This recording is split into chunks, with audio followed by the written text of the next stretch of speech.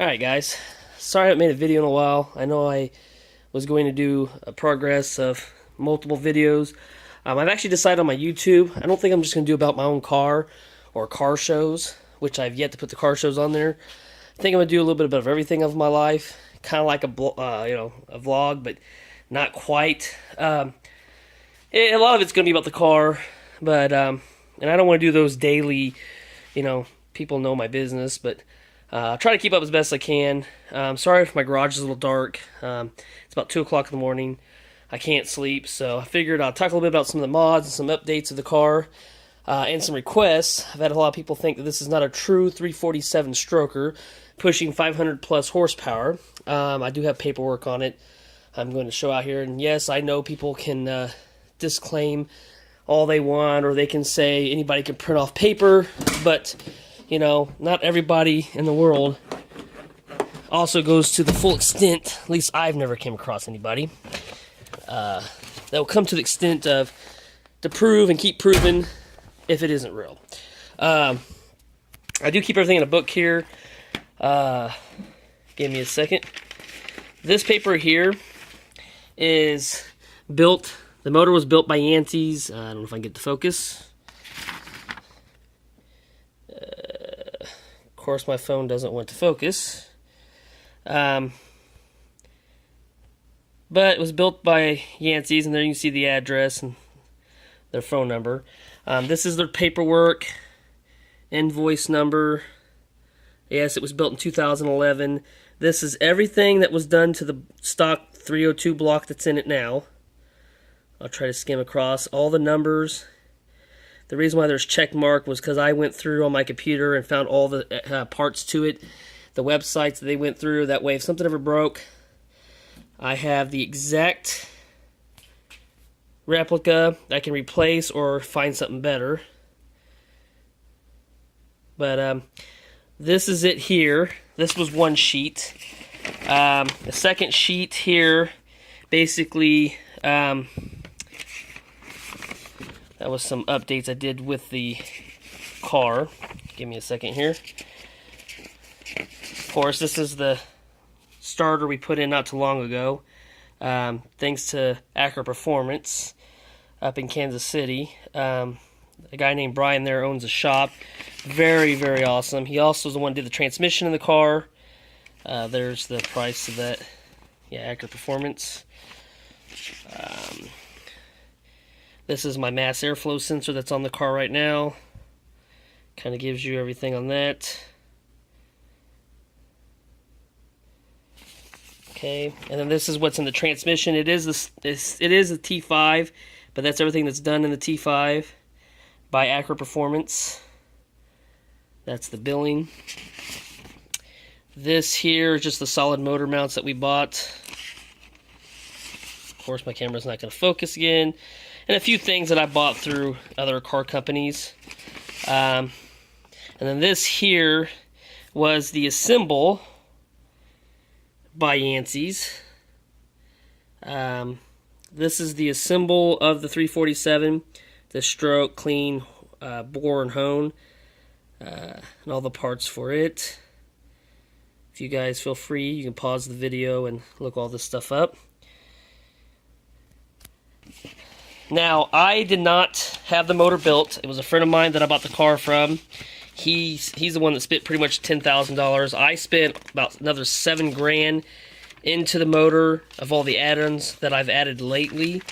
And then here and there, I've added a whole bunch of stuff. A lot of it I took off with stock. When I got the car from him, he still had the EGR valve, the stock EGR valve on there, which was blocked off. The stock fuel regulator. He had a stock Motorcraft distributor, which, I'm still iffy on the MSD distributors because I know MSD is sold out, is what I heard. And most of the time, I've heard that their quality is a little bit more crappier. It's been running me good here. I've never had any issues with this one. Hopefully it'll stay up. He still had the stock plastic fan. I did go with the metal fan. Just don't trust those electric fans. I've had too many issues with them. I know a lot of people uses them, and I'm probably going to get some criticism on that. But, there's a lot of drag on the motor, yada, yada, yada. but I'm still pushing the horsepower and I'm still good. He still had the stock radiator. I got a 2-core in there now. He had a stock battery, the stock coil, quite a bit of stuff that was still stock on the car. There was no stabilizer bar. In one of the older videos you'll see I've got where I first started and walk around it. You can tell that a lot of stuff, there was no emblems on it, there was no hood scoop. Well, the hood scoop was white. I remember I did put the hood scoop on there. But you'll look at the motor and see that all this was kind of dull. You'll see the EGR valve, you'll see that it still had the AC and all that in it. I've took all that out, new hoses, everything. I mean, I could go on and on. One of these days I'll make a list of everything that's actually in the motor. I had someone says there's no way I'm pushing 500 horsepower with 30-pound injectors. The vehicle, I'm going to get him to give me the last time he had it tuned. It is 500 plus horsepower. I know 30-pound injectors sound kind of low. They are red. To show you, they are 30-pound injectors. Not sure the company, but yes, this motor is pushing 500 and something horsepower. We do have the paperwork on it. I've just got to get a copy of from him from the last time that he went through it, because like I said, I bought it from a friend of mine. I've had the car a little over 2 years now, and these are things that now people are asking for. They don't understand or believe. There's not much else quality done to the car. We do have a nice set of SVE rims coming. I'm going through, I want to say CJ Ponies. I'm not quite sure, or late model restoration. I think it's one of them two I'm going to go through. But I'm going to get a set of drag SVE blacked out rims. Like I said, I know there's the paint job. It's getting a little scuffed up here. I'm getting some marks on the doors. It's kind of hard to see in this garage. But we're going to have the car repainted. I have a 2 different color blues I really want to go for. Metallic blue. It's either a Corvette blue, which I saw at a car show I really like, or I'm thinking about, it's almost as color as that notebook there. Keep all the paperwork in. Or I might go with more of a lighter blue, kind of like what's on the cold air intake. I'm not quite sure. I just want to get rid of the red. A lot of my interior stuff is all blue, my dash and the gauges and whatnot.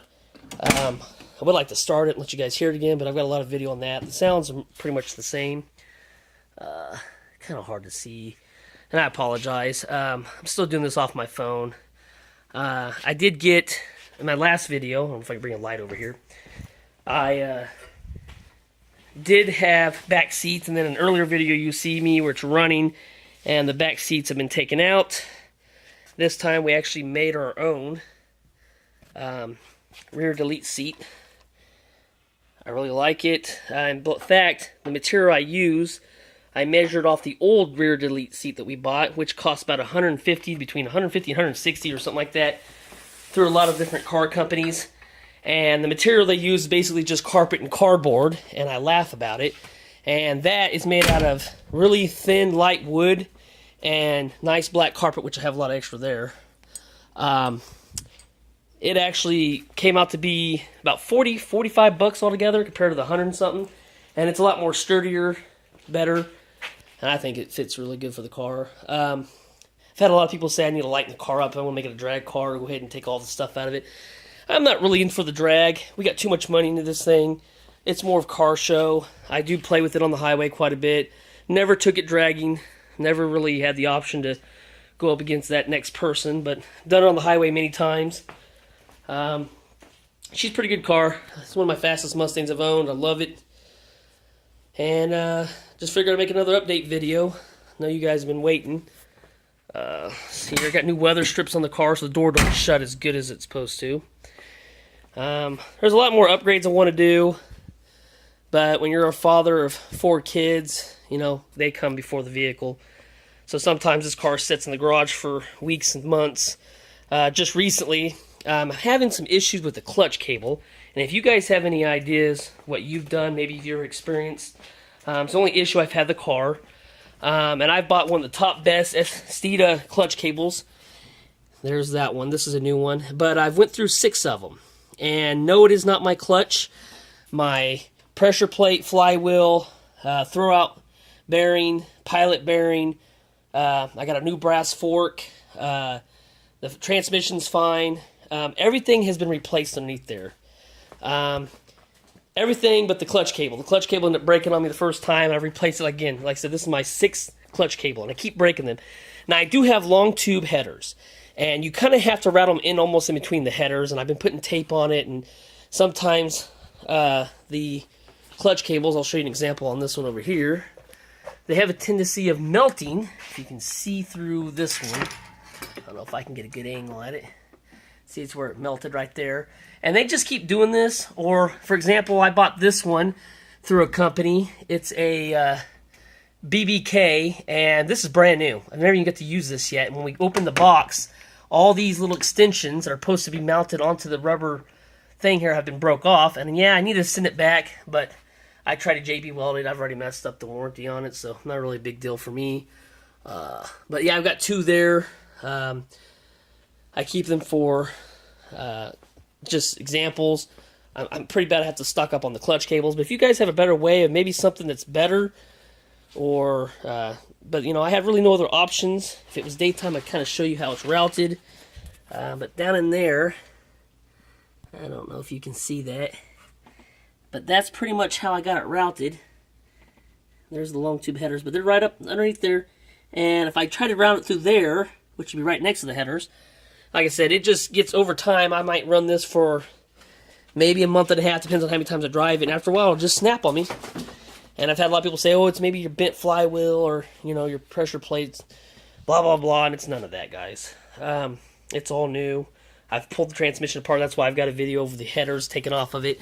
We took all that out just to double check all that, but nope, everything looks good, comes out good. But I think I'm going to end this blog here. I'll try to get some more daytime ones, not so much in the garage. I know a lot of you guys are wanting me to actually put the pedal to the metal instead of what I have in videos. I baby this thing way too much. So other than that, if you guys have any more ideas or maybe you want some information, just give me a holler. I do have a Facebook account. Add me on Facebook. And tell me what you think. Anything else? If you want any more information on what parts I use, I do have a list of all of them. I do have all the companies that tuned it and, you know, built the motors, so I have all their numbers. And sooner or later I'll be getting the receipts of the actual dyno pool and everything else that was on it. I'd like to get another one done because I've had all these new parts on there and they've kind of all haven't been quite tuned all together yet. But I'm going to head out for the night, and I will see you guys next time. Thanks.